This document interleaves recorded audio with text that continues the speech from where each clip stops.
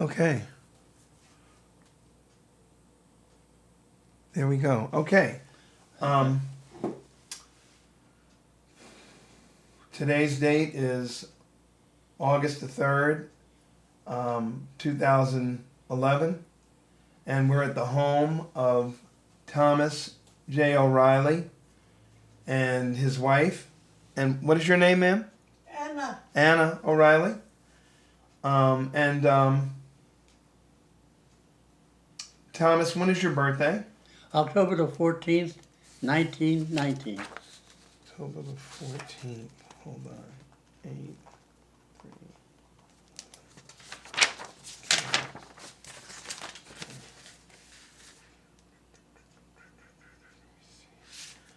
Okay. It's the same year my dad was born. Where were you born? Pittsburgh, Pennsylvania.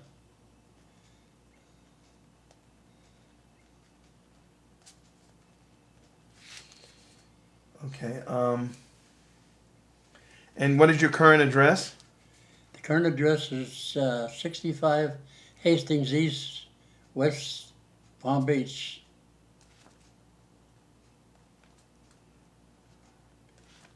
What is the zip code here? What's the zip code? 33417. 33417. Got it. Joseph O'Reilly. Okay, and your phone number? Who knows the phone number? My cell phone is 653-4569. Okay. All right.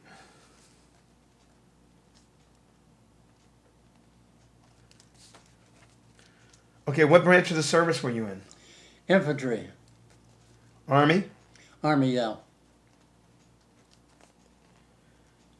Were you drafted or did you... Draftee. Draftee. What were your service dates? What was my service? Yeah, what year were you in the service? 1941, I believe, started. Through? To 65.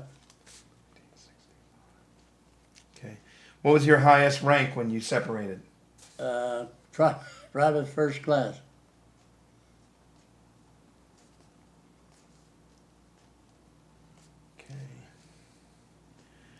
What unit, division, battalion, group, ship? It was the 34th Infantry, 168 Regiment. Uh-huh. And what war, operation, or conflict did you serve in? North Africa and Tunisia.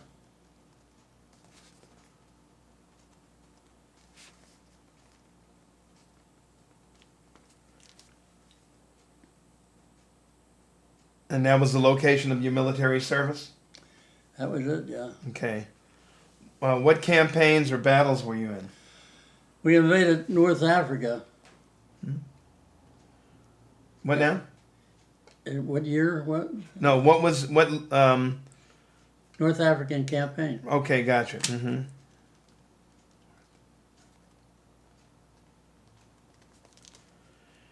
Did you get any medals or special service awards? A couple of Bronze Stars, and there's a few others I can't even remember.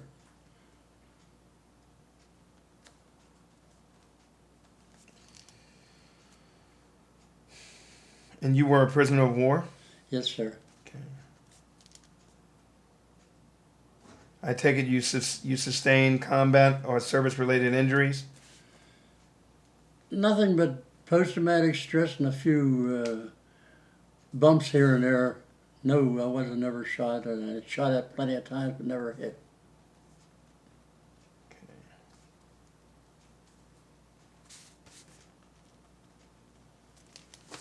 Okay.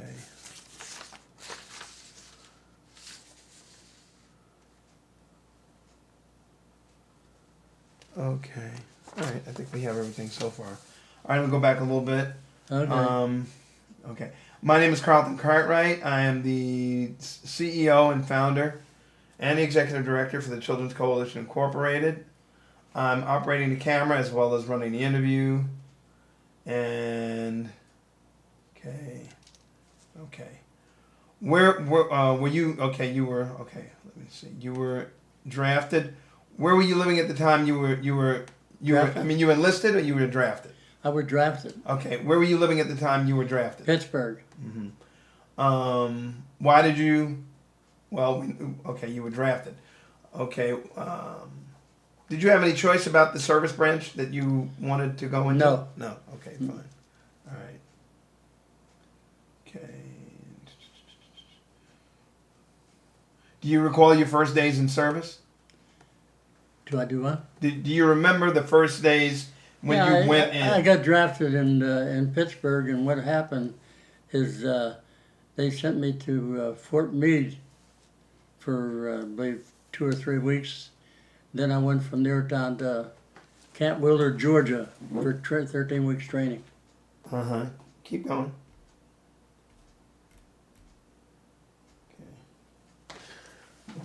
Okay. What did it feel like? What was boot camp like? Tell me about your experience. Do you remember your instructors? Yeah, I remember a lot of them, and it was pretty rough to begin with because I wasn't used to being in the Army. But what had happened in there, like I said before, they did a pretty good job of training us. But the training really got rough when we got overseas and they started teaching us. We trained with the English commandos over there. Okay. Do you remember your instructors? Do I remember? Sergeant Mayer is the only one I can remember his name right now. Okay. All right. How did you get through it? I made it. You said it was pretty rough, so how did you get through it? Colors. But what had happened, like I said before, in the training, like I said, we trained with the English commandos, and they taught us for, maybe about 6 weeks on how to really take a person's life. And what had happened in there, like I said before, we had this one training camp that I was in. What had happened, you fell out in line in the morning, and he had everybody lined up, and when he blew the whistle for 1 minute, you turned around and grabbed the guy, whoever was standing alongside you, and see how quick you could put him to the ground. That lasted 1 minute, and that was really rough. Okay. So you served in the North African theater? Yeah, North Africa and Tunisia. Where in Tunisia? Where exactly did you go? In the prison camp? No, we're still before you got to the prison camp. Well, I went to from Scotland, and from Scotland I went to North Ireland, and we were stationed in North Ireland. We shipped out of North Ireland, and got on ships and went to the invaded North Africa. Okay. I was more or less in with the wire cutters when we hit the beach the first night. Went in as a runner, and we met this man. He had inside his hat, he was supposed to have the code word whiskey. And what happened, we grabbed him, and when we took his hat off, there was no lining in it. It was too small for him, and he took the lining out, and we didn't get the code, so we put him to the ground and went looking for another guy, but he was the one we were supposed to meet. Okay. So what was your job assignment? You said you were a runner? I was a runner. I'd run from the company to the headquarters and stuff like that. In other words, like I said, or one platoon to the other, I'd keep in contact with the people. Okay. So you saw a combat, obviously. What was it like? The combat was more or less, like I said before, a lot of artillery. We went in with the armored division, and we're backing them up, the infantry, and what happened was mostly heavy artillery and stuff like that there. And then we got into some light gunfire when we went into North Africa there. There was people all over the place, and you couldn't tell who was who and where they were coming from, and we just shot at anything that moved. Were there many casualties in your unit? There was quite a few, and I can't remember how many, but there was quite a few, yeah. And in fact, in my one unit, there was two of us, both were runners, and he wanted to switch trucks to go with some of the guys in the other truck so they could sing. They were singing songs together. Uh-huh. And when we switched, the truck that I was on, I got off and got on the other truck. That one got hit and he got killed. Got hit in what? He got hit and that was it. They blew the truck up. Oh boy. Tell me about a couple of your most memorable experiences. I understand that you were a prisoner of war, so let's talk about that. Well, about the prison camp? Yeah, well, about your experiences in captivity and how long did it take and when were you freed? Well, what had happened in North Africa at the And take your time. I'm not rushing you. Okay. Mm-hmm. At the very beginning, there was two guys coming back, and we were completely surrounded. They knocked our tanks out, and the infantry was stuck up there in the middle. And when them guys start pulling out, we were all told to leave and go back. There was two other guys up in the hills up there, and my commander said to me, do you want to go see if you can get them? And I said, yeah, okay. Everybody told me you'll never get out of there. So when I went to where they were, they had moved. And then for 4 days I was lost. I was looking for them. Finally I ran into an Arab, and he told me, I'll show you where they're at. But by that time, I went out of water for about 2 or 3 days, and I was so thirsty, my gums and everything started swelling up. And what had happened when I got to where they were, the Arab pointed to one of these grain holes.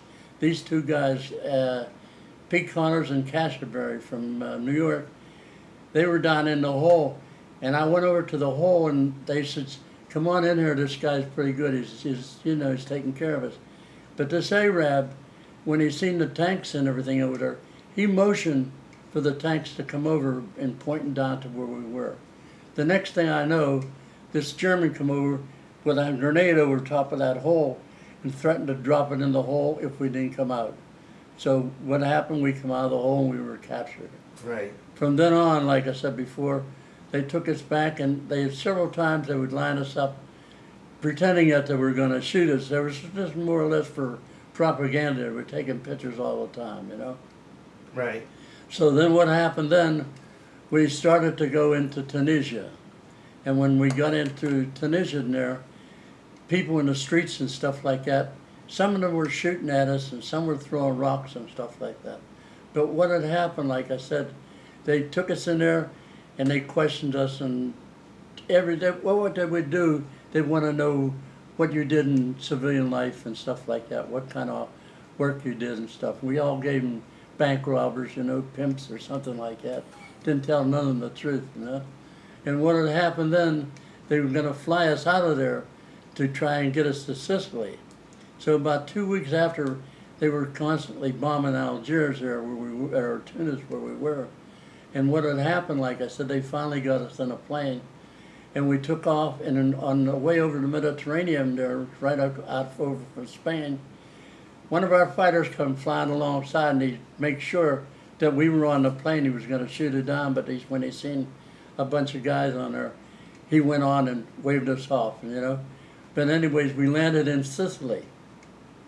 We got into Sicily, and when we got into this first camp in Sicily, there was a Frenchman. He did something wrong, and they had him strung up and hung him on a pole out there. And his body smelled so bad that we had to finally ask him to get it out of there and get it down. They finally took it down. But then, in that prison camp, I was in there for 6 weeks. And some of the guys in there had problems with their arms, or were shot or something, and their arms were tied to their side.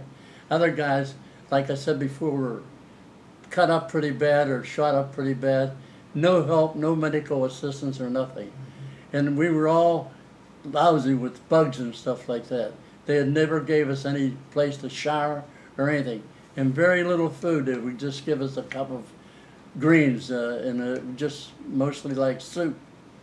And what happened there, when they took us to the next camp, they take us in there, and they would threaten us in that camp there. They would shoot in at the camp if they seen anybody light up a cigarette or something like that. They'd just shoot at it. Finally, they took us into Naples, or not Naples. What am I talking about? Italy. There. What is it? Sicily, or from Sicily to Italy, and we got in Sicily, Brindisi? Sicily, yeah. And Okay. All right. they flew us into Sicily. And what happened is, like I said before, they took us from Sicily out to Pompeii. Uh-huh. They took us to a garage, and we figured we were going to get deloused or something like that. And when we got to this garage, he told us to take all our clothes off and throw it in a pile. We all took our clothes off, and when we went into this garage, like we seen the windows were covered up with tape and everything, and boarded up. And we figured they're going to put the clothes in there to delouse the clothes or something. But here, what happened? They were going to delouse without the clothes. And finally, they took pictures again and everything, and then they changed their mind, brought us out of there, we put our clothes back on, and what we could find, and it was hurrying us up all the time, we couldn't find the right clothes or the right shoes and everything. Finally got straightened out in a few days. But the thing is, like I said, they took us from there. Then finally we got to where they gave us a shower. They let us go in there and take a shower. Our clothes was so lousy then, we would take them off, and where the seams were, we'd take 2 rocks and beat them together, trying to kill some of the lice that was in the clothes. Uh-huh. Our bodies was all beat up and everything, ate up from bugs and things. And finally, what they did, they got some in a fly spray, put some stuff in there. They shaved the hair off us and everything, and cut our hair and sprayed us with this here bug spray. That was the last one we got. They kept us in Italy in them places in there. But what happened then? They took us right into downtown Italy, and what happened is they put us in boxcars, and the boxcars were out in the railroad station. They're out on the tracks, and every day the Americans would come over in the 12 o'clock noon. The English would come over in the evening, and they would heavily bomb that place. You couldn't look up in the sky, and you couldn't see the sun or the clouds from airplanes. There was airplanes all over the place. And they kept bombing and bombing, and the bombs would come down, hit the cars. They hit a bunch of the cars, killed some of the prisoners, and they also would fly in and strafe a couple of these places. So what had happened then, they finally took us out of there and took us to Florence, Italy. When I got in Florence, Italy, I lost 100 and, in other words, I was 180 pounds. I went down to 97 pounds. And what happened there, I had some kind of disease and everything from the water or something. You know, what do you call it, like hepatitis or something. We Right. turned yellow and everything, you know. And they took the guys that were in pretty bad shape and threw them in the back of a pickup truck. There was me and 2 Arabs were in the back of that truck. And as we went into downtown Florence, wherever they were taking us, what had happened then, the bombers come in and they start bombing Florence. And the driver of the truck jumped out and he ran someplace to get out of the bombing. We were in the truck, and I finally got out of the back of the truck and crawled in a little ditch here. So after that, some people picked us up and took us to a nearby hospital there in Florence. They took us in that hospital. When we got in the hospital, there was an Italian guard was up in the men's room up here, and one of the English soldiers had killed him and took his gun and left. And what had happened to them, they start really giving us a hard time. So I told this other guy, I says, we got to get out of here if we can, you know. So we left, but they finally picked us up again and took us back and put us in there. Then what happened, they took us for days and days and days, walked us around and just took us here and took us there. They sent us Red Cross parcels. And in the Red Cross parcels, like I said before, some of the cans had a date on it that was in Morse code. And what happened, they said, there was Morse code, but it meant victory. So they took everything out of the cans and everything and just put it in a newspaper, dumped everything in a paper and gave it to you like that. I only had 2 of those, that's all I had during the whole 27 months that I was in there. And what happened then, like I said, from Florence, I was in this here hospital. Then they finally flew us into another camp there in Germany. Mm-hmm. And then there was a farmer called it at the Annafeld Farm, and there was all kind of prisoners there. There was women prisoners, Russian prisoners, and everything. And what had happened there, like I said, they try to make us get out there and pick potatoes and stuff like that. And none of us GIs knew anything about doing anything like that. And we gave them a hard time. And at that time in there, this here guy, Frederichek, was a big Polish guy. And he was real mean with the Russian women and stuff like that. And these young GIs had a potato and they went catching it like they would a ball, you know. And the one guy missed the potato. It bounced off of Frederichek's shoulder. Frederichek had a hammer in his hand. He walked over and beat that guy to the ground with the hammer. There was blood all over the place, and the guard taking us out of there. I don't know whatever happened to the guy, but he never left there. Then from then, we stayed in this prison camp, and then what happened, they took us from one place to the other, moved us around. The last prison camp I was in, we was in there, and there was two machine gun tires. Two fighters come in there strafing. They went over these two tires and started strafing them. The guys in the machine guns up there jumped down out of the tires and ran out of the camp and left the gate open. Me and two other guys took off and left, and we started going. We could hear the artillery guns and stuff like that off in the distance. We started making our way to the artillery guns. And when we got down there, we got to some crew that were scouts that were out in the field, and they hauled over, you know, advance and be recognized. When I seen there were Americans, I couldn't talk. I had no voice. I couldn't say nothing. I was so upset. And what had happened then, they let us come up into there, and then they told us to keep on going back, and we walked back in and to get taken care of when we got to an army camp there, and over there and wherever the hell, I forget. But anyways, like I said before, we got back out of there that way. And then when we got into Le Havre, they flew us into Le Havre, France. And when we got into Le Havre, they took us out of there after a few days. Took us to England. We weren't allowed off the boat or anything like that. Then finally we come back to Fort Dix, New Jersey. That was it. Okay. That was 27 months in the prison camp. Okay. Right. Were you awarded any medals or citations?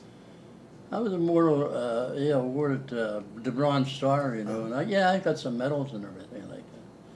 But you'll have to, I don't know if we're on my discharge, it could be, but over in the VA they got the list of all the awards I got. Okay. I got quite a few. All right.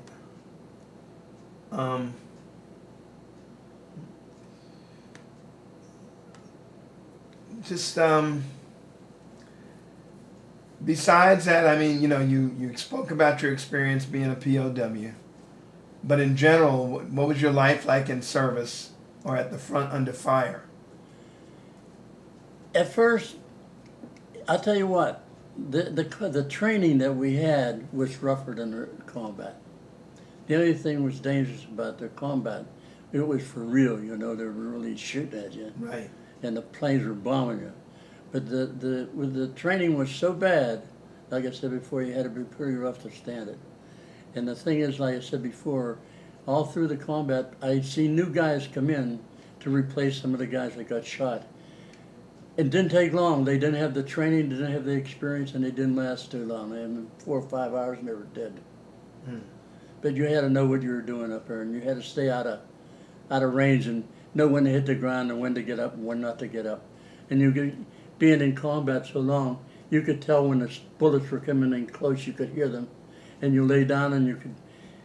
When a German machine gun was firing on you, every time it would pause for a second or so, you knew when to move and when not to move. But you got real experience after a few months. How did you stay in touch with your family? Huh? How did you stay in touch with your family? I did. No? They never had any calls or no letters or nothing. Okay. How was the food? In the prison camp? No, well, I think I know how the food was in the prison camp. The food in the army? Yeah. It wasn't too bad. K rations. Right. Okay. Did you have plenty of supplies? Yeah, we did. We had enough supplies and everything, but the kitchen trucks couldn't make it through all the time. Right. And the thing is, like I said, I'd have to go back, and I would find the trucks and tell them where the guys were, and we'd try to move some of the guys down to get to the trucks to where we could take some of the food off. Tell me about the pressure or the stress that you felt. You know, in combat, and actually hand-to-hand combat, at one time we got up pretty close with them. All the training, you automatically did it. In other words, when it came time to go after somebody, go get them, you just went in and did your job. The thing is, like I said, you automatically, like there was a spell over you or something. Because I'll tell you what, here since I've been home and everything, and after the war, it had just happened several years ago. There was a guy, we were walking, and this guy, he said it cost you $1 to go in here or something like that. And I was legally blind then, you know. But when he came up and says, put his hands on me, I automatically grabbed him and threw him to the ground. I couldn't control it. I couldn't stop myself from doing it. But I did it automatically, just like I was trained to do. And that's the way it was in combat. See, in combat, like I said before, when you get in there, you just concentrated on what you had to do, where you wanted to put the pressure on the man, you know, and how you wanted to take him down. And like I said, I was pretty well trained. Gotcha. Okay.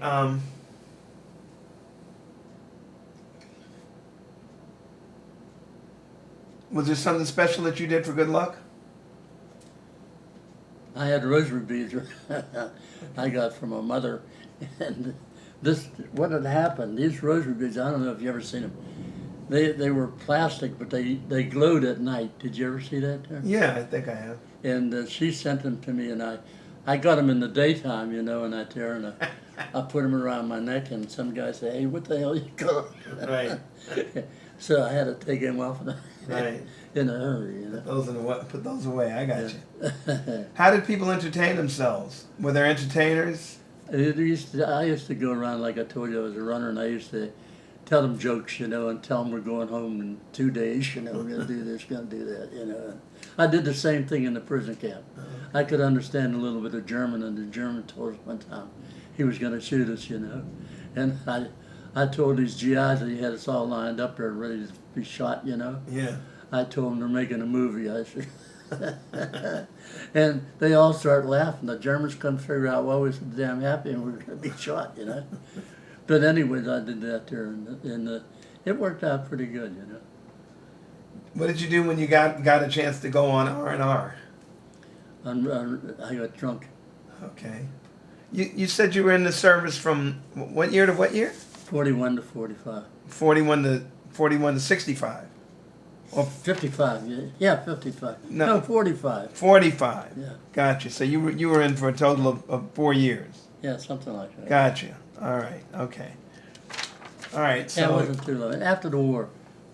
yeah. Well, Oh, yeah, wait, I got some more thing to tell you. Tell me.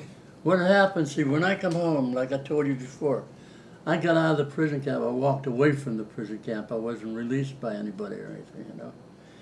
And when I came home, I came back home, the 3 FBI men came to my house. And they went to interview me and find out if I was really Thomas Joseph, you know. And I was talking to them and stuff like that. And they told me, you know, and I told them some of my stories. And I remembered a lot more that happened to me then, you know. And when I told them, I think it was so bad that they couldn't believe what the hell I was telling them, you know. And the thing was that what happened, they told me that if the newspaper want to interview and everything, don't tell nobody nothing. We're trying to negotiate with the Germans now, and we don't want to put a lot of bad words in the papers and stuff like that about them. So I kept my mouth shut and didn't tell them, not too many people, you know. And there's a lot of times I couldn't talk about it because when I would think about it, I would kind of fill up like I was going to cry, you know, and I had to forget about it real quick. But that's what I wanted to tell you about the FBI, you know.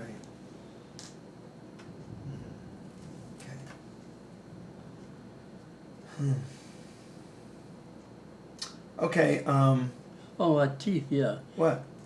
See, when I got out of the prison camp, being in the prison camp and being sick and stuff, what had happened? My gums, they just got pyorrhea, the gums, you know, and my teeth just got so loose you just pick them, throw them out, you know. Really? So when I came back, they gave me the dentist put new teeth in for me and stuff like that. Right. And they never did fit right because they had to cut some of my gums away to make them even, you know, they're all kind of crazy shape. Right. And I had an awful time with my teeth for the first 3 or 4 years, and still to today they fit pretty good now, but like I said, it's been quite a while. Right. Okay. Do you recall the day that you got out of the service? First of all, wait a minute. Let's go back for a minute. You said that nobody released you. You just walked out of the camp. Yeah. Mm-hmm. Well, what happened at the camp for you to be able to just walk out of there? The camp where I walked out of? Yeah. They went in there and they rescued the guys when the infantry come up. They went into the camp and took over. Oh. We left before they got there. Okay. Who did? The Americans? The Americans. Yeah, Americans. Yeah, we took over. We were taking the town. They were coming up. Okay. But the three of us took off before that happened. When the two guys from the machine gun tower ran out the gate and left the gate open, the three of us took off. Okay. And we went down the street and there was a couple English guys, and we told them you're free, you know, and they grabbed the German guard and took his rifle, and he gave up. He just walked away.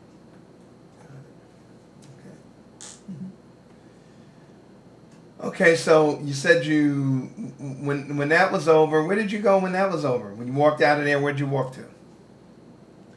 Well, we went into Belgium, Uh-huh. and then from Belgium, we got picked up by the Americans and flown into Le Havre, France. Okay, yeah, you did tell me that. And from there you went to New Jersey, or? Now, from there I went to England on the boat. We couldn't get off the boat. Right, you told me. And then we come back and we went into Fort Dix, New Jersey. Not just Fort Dix, there was another camp right up from there. But eventually we went back to Dix. Okay. So what did you do? So you separated there at Fort Dix? At Fort Dix, yeah, what had happened, like I said before, we went home from Fort Dix. And then I come back and we went down to Birmingham, Alabama, to a recuperation place, you know. Yeah. And we spent, I think it was 3 months here or so, you know, to get straightened out. That's what they did. They checked us out, you know, make sure we was healthy and everything. And then they discharged us. I got out of there with enough points to be discharged. At that time, you had to get points. Okay. And then I come home, back to Pittsburgh, and at the time I come back, like I said, my grandmother was a real close friend of mine, and her, like I said, she had passed away while I was in the service. And when I got home, it was hard for me to get adjusted to my mother and my sister and that there, you know. Uh-huh. And the thing is, like I said, I had a very hard time, and what happened, I would drink, and I drank quite a bit, you know, and like I said before, the only time I felt good is if I went out and had 2 or 3 shots and a couple of beers, you know. Right. Okay. So you went home back to Pennsylvania? Yeah. Mm-hmm. And what did you do in the days and weeks afterwards? You know, besides what you Well, I just looked told for me. work at first because I worked for a finance company before I went in, and there was no cars being sold. Okay. When I came back, and there was no jobs to be found. It was hard. Everybody was looking for work. Oh, really? And we used to get with a 52.20 or something like that. You know, you got so much a month or a week. 52.20. What is that? Yeah. That was $52 20 weeks or something like that. 52 weeks, $20. What does that mean? And you mean you got $20 every week? That was the check you got, Oh, like a unemployment check or something. Right. right. And we got I had that there, but I start repossessing cars for a finance company. Then I couldn't find any work in Pittsburgh, so I went to Cleveland, Ohio, and got a job in Cleveland with the Ford Motor Company, and I worked there until I retired. But like I said before, I missed a few days work here and there because sometimes when I get out drinking, I didn't go home too soon, and I couldn't get up and go to work. Right. How many years were you with the Ford Motor Company? 30 years. Uh-huh. Did you use your GI Bill at all? In what way? In any way? Oh yeah, School, I bought a house for the right. GI. Okay. Did you make any close friends while you were in the service? Yeah, quite a few. And the thing is, like I said before, a lot of guys was talking about going home, and when they got on the phone, they found out that they didn't. They said this one guy, he lost his leg, and he called and he said his mother, he was telling her that he had a friend that only had one leg and he was going to bring him home. And she said, why don't you wait until after you get home for a while? And that really hurt him bad because he was the guy that had the one leg. Right. Hmm.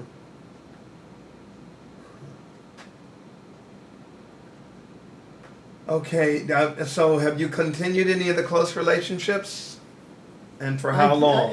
I did at first, yeah. We got together, and like I said, what had happened, I moved out of Pittsburgh, I moved to Ohio, Yeah. And I used to go up to New York and visit some of my friends and everything. And the thing is, like I said, and we kind of hung out together, but after a while, it got old, We lost contact with everybody. So now you belong to Veterans Organization. Yeah. Mm-hmm. And how long have you been with that What organization is it? I started over and when I first came out, you couldn't get nothing from the GI Bill, In other words, go to the hospital and stuff. There was guys that went there in pretty bad shape, and they got refused a lot of things, And like I said, I didn't bother going there, but I had to go several times with my teeth because I went to a regular dentist, and he didn't do a very good job, and I had to go back to the GIs because you could keep going back there and they didn't charge you, And so what happened, like I said before, when I moved to Florida, I went down to the Tampa on the west coast over there. I went into the GI hospital over there. Then when my wife passed away, I moved over here to the East Coast, and I started going up here to this here VA up here on the East Coast. Okay. But they take real good care of me now. They didn't do that at first, and I didn't get any money or anything like that until maybe in the 90s when they started. I finally got 100%. Oh, okay. All right.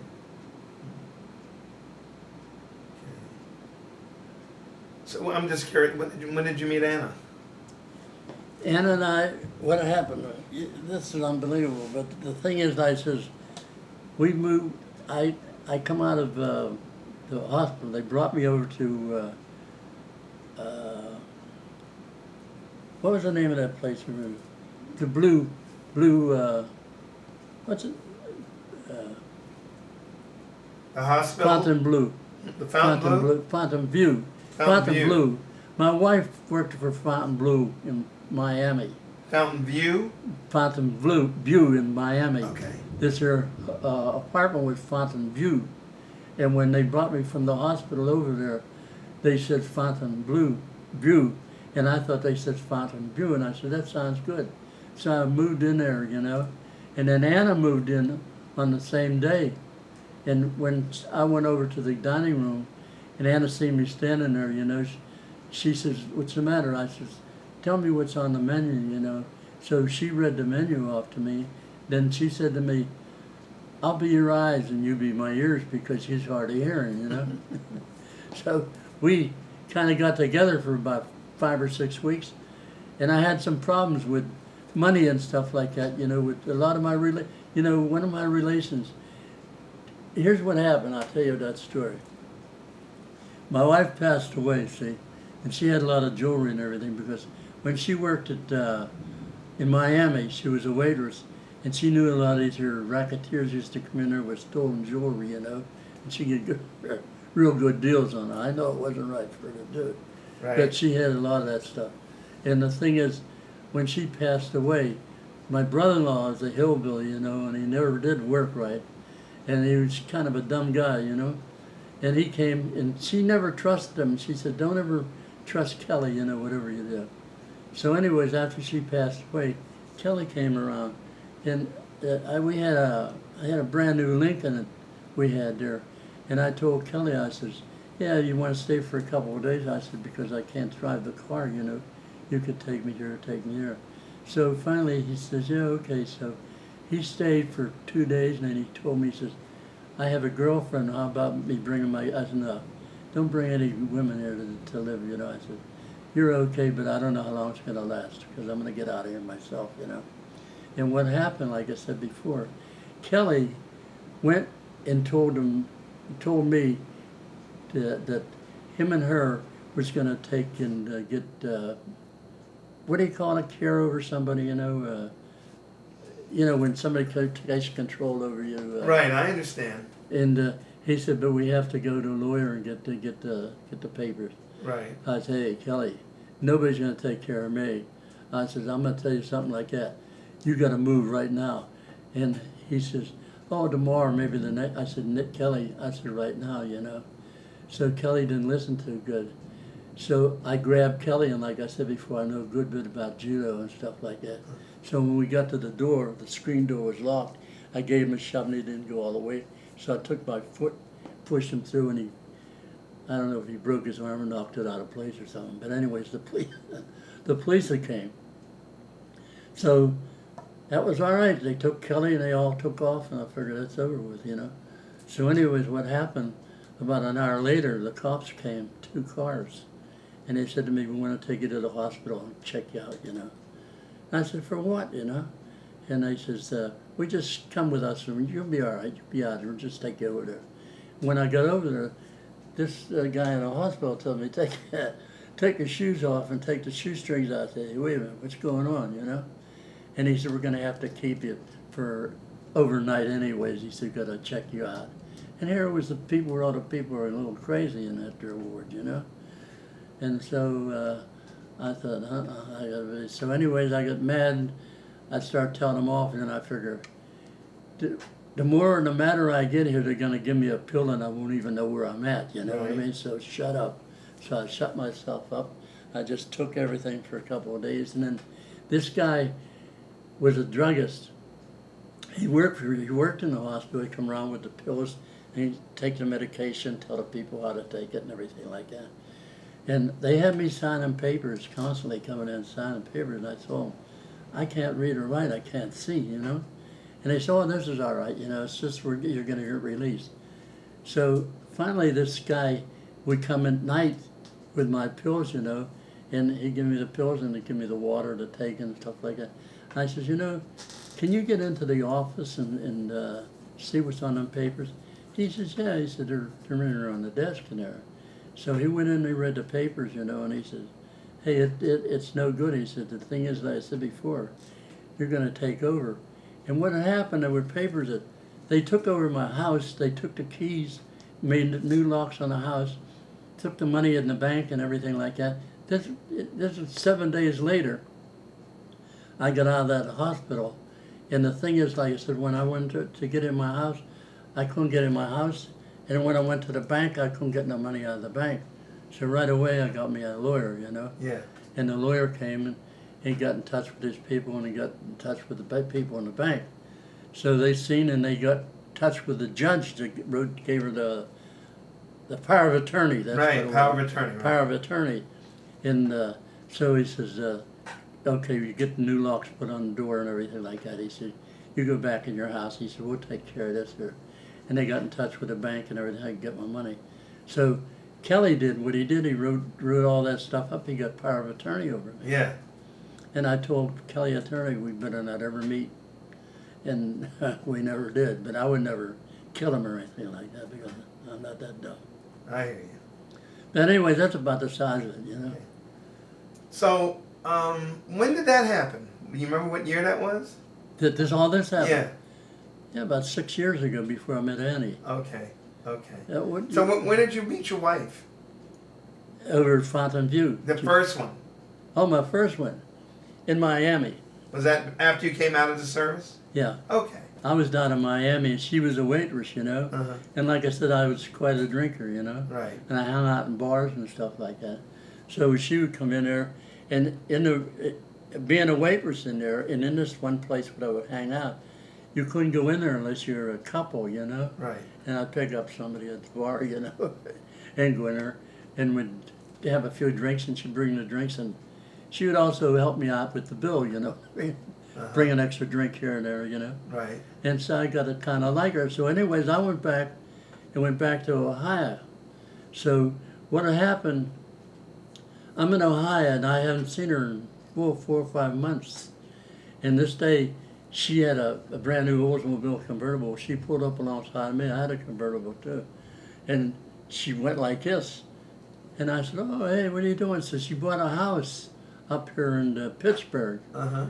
So we got together and everything like that. And so when I went over to my house, my mother they had a front porch, and I was sitting on the front porch, and she come up with her car. She had real short shorts on, high heels, you know, and low cut dress.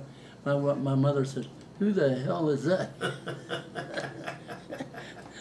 So anyway, but I finally married her, you know. Yeah. And that was the end of that story. But she passed away.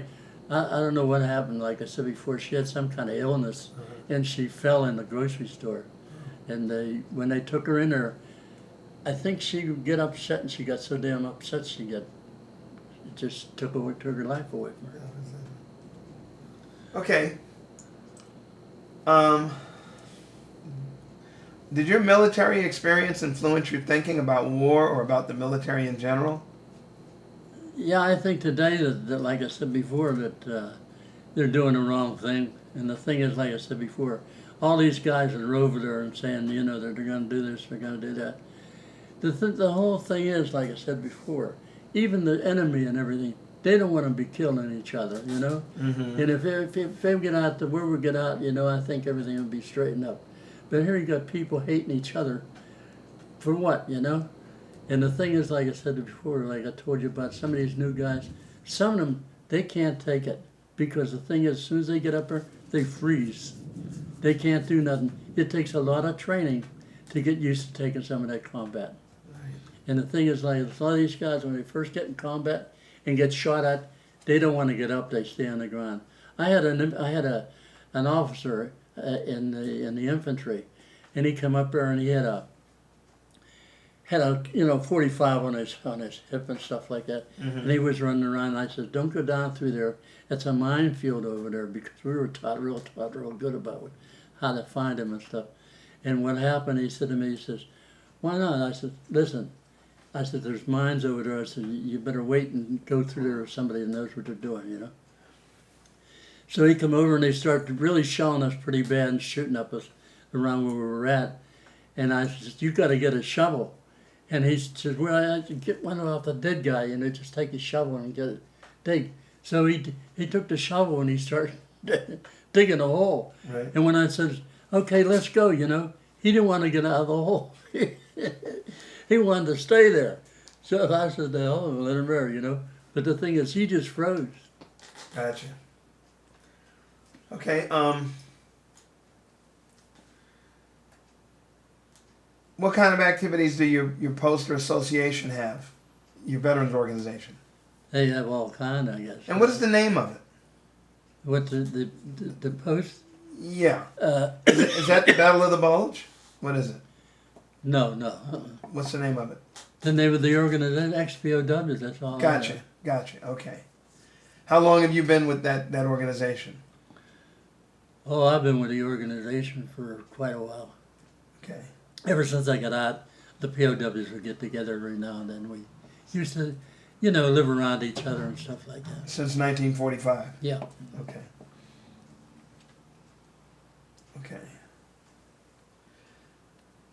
Do you attend reunions, obviously? I belong to the UAW, Ford Motor Company. Okay, all right. And do you... no, I said reunions. Oh yeah, they have reunions and everything. Right. But you know something? Mm-hmm. I'm getting better all the time. But before I couldn't, when I'd see people or we'd get together, we both, either one of us, could talk, Right. and the memories would come real back, real strong. You know, Mm-hmm. and I never felt good when that would happen. You know, because what had happened, it got worse when I stopped drinking. Like I said before, I couldn't take it as well as I did when I was drinking. Mm-hmm. Okay. Um. All right. Well, this is the last question, and just to sum up, I guess, how did the service and experience affect your life, and is there anything you would like to add that we have not covered in this interview?